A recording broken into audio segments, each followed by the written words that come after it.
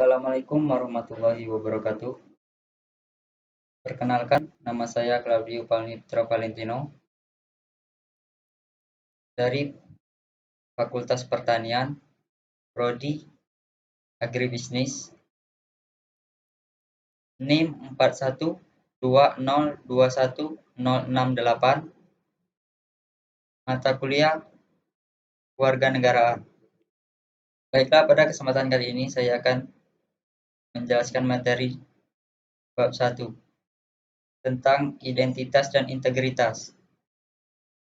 Bangsa dalam pengertian sosiologis dan antropologis adalah persekutuan hidup masyarakat yang berdiri sendiri, dan masing-masing anggota sekutuan hidup tersebut merasa satu kesatuan, ras, bahasa, agama, dan adat istiadat. Bangsa dalam arti politis adalah suatu masyarakat dalam suatu daerah yang sama dan mereka tunduk pada kedaulatan negaranya sebagai kekuasaan tertinggi keluar dan ke dalam. Dalam hal ini, berarti masyarakat diikat oleh kekuatan politik, yaitu negara. Identitas nasional merupakan istilah yang terdiri dari dua kata, yaitu identitas dan nasional.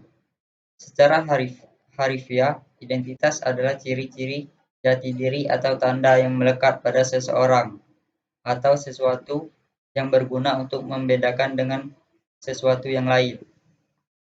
Kata nasional adalah identitas pada kelompok-kelompok yang terikat karena kesamaan, baik kesamaan budaya, agama, fisik, keinginan, atau cita-cita. Identitas nasional adalah kepribadian nasional atau jati diri nasional yang dimiliki suatu bangsa, yang membedakan bangsa satu dengan bangsa yang lain.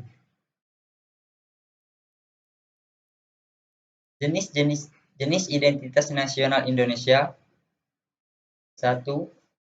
Bahasa nasional atau bahasa persatuan, yaitu bahasa Indonesia. 2. Bendera negara, yaitu sang merah putih. 3. Lagu kebangsaan, yaitu Indonesia Raya. 4.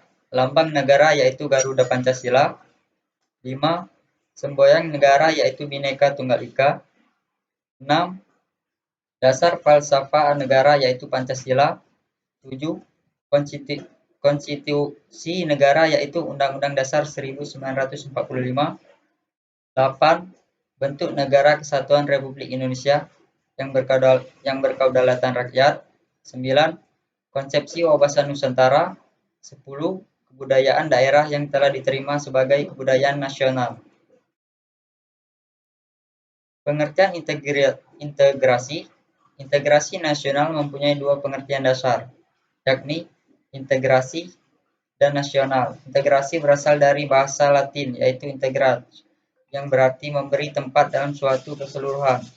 Adapun menurut Kamus Besar Bangsa Indonesia, integrasi adalah pembaharuan sampai menjadi satu kesatuan yang bulat dan utuh. Dan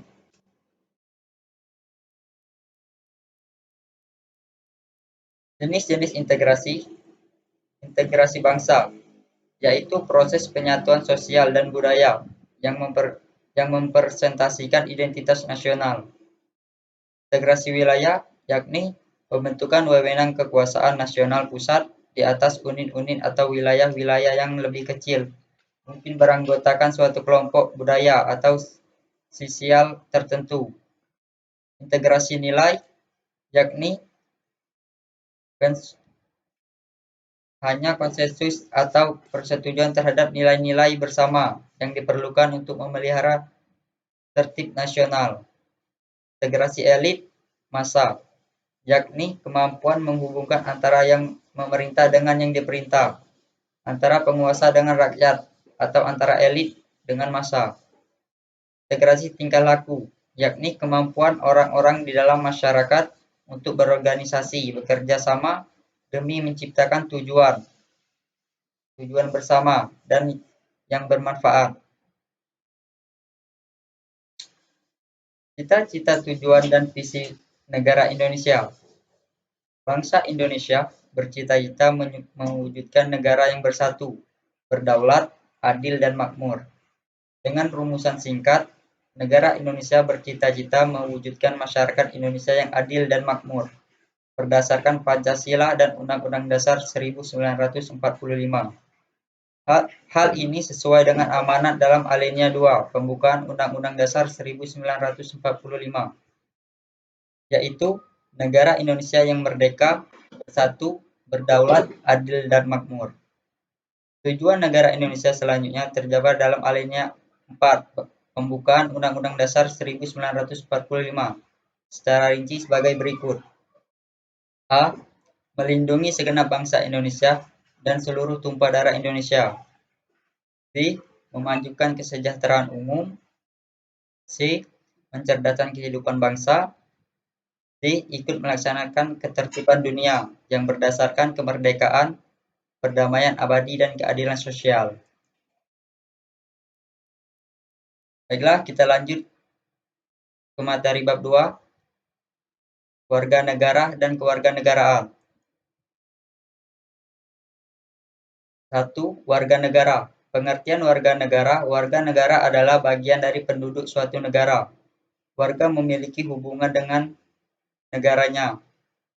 Secara etimologis, warga negara berasal dari bangsa Romawi, yang pada waktu itu berbahasa Latin, yaitu civis atau civitas, yang berarti anggota warga dari city. City states. Selanjutnya, kata ini dalam bahasa Perancis diistilahkan citoyen atau yang bermakna warga dalam city, kota yang memiliki hak-hak terbatas. Istilah warga negara sendiri merupakan terjemahan kata citizen Inggris yang memiliki arti warga negara atau dapat diartikan sesama penduduk dan orang setanah air. 2. Kewarganegaraan. Togan dan Derek Schott 1998 mendefinisikan kewarganegaraan menunjukkan pada seperangkat karakteristik dari seseorang warga. Karakteristik atau atribut kewarganegaraan itu meliputi A. Perasaan atau identitas. B. Pemilikan hak-hak tertentu. C. Pemilikan hak-hak individu. D. Penerimaan terhadap nilai-nilai sosial dasar. Memiliki kewarganegaraan berarti seseorang itu memiliki identitas atau status dalam lingkup nasional. Misalnya, ia warga negara Indonesia. Ia berkewarganegaraan Australia. Pengertian kewarganegaraan dibedakan menjadi dua, yaitu kewarganegaraan dalam arti yuridis, ditandai dengan adanya ikatan hukum antara orang-orang dengan negara. Adanya ikatan hukum itu menimbulkan akibat-akibat hukum tertentu, yaitu orang tersebut berada di bawah kekuasaan negara yang bersangkutan. Tanda dari adanya ikatan hukum, misalnya akte kelahiran, surat pernyataan, bukti kewarganegaraan. Kewarganegaraan dalam arti sosiologis. Kewarganegaraan dalam arti sosiologis tidak ditandai dengan ikatan hukum, tetapi ikatan emosional, seperti ikatan perasaan, ikatan keturunan, ikatan nasib, ikatan sejahtera, dan ikatan tanah air. Dengan kata lain, ikatan ini lahir dari penghayatan warga negara bersangkutan.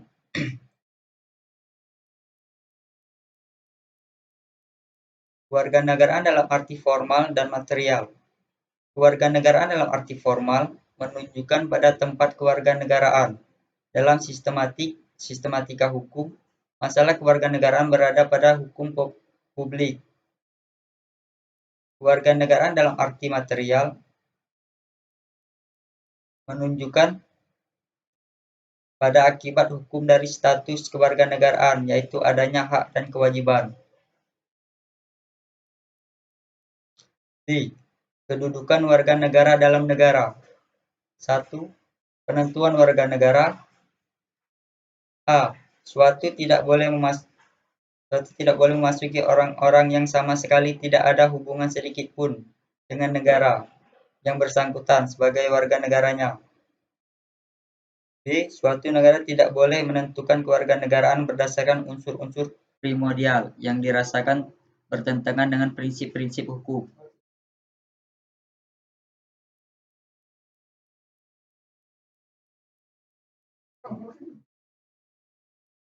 Dua, warga negara Indonesia.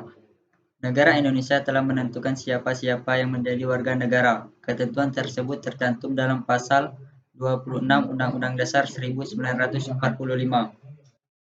sebagai berikut. 1. Yang menjadi warga negara ialah orang-orang bangsa Indonesia asli dan orang-orang bangsa lain yang disahkan dengan undang-undang sebagai warga negara. 2. Penduduk ialah warga negara Indonesia dan orang asing yang bertempat tinggal di Indonesia. 3. Hal-hal mengenai warga negara dan penduduk diatur dengan undang-undang. Hak dan kewajiban warga negara Indonesia. A.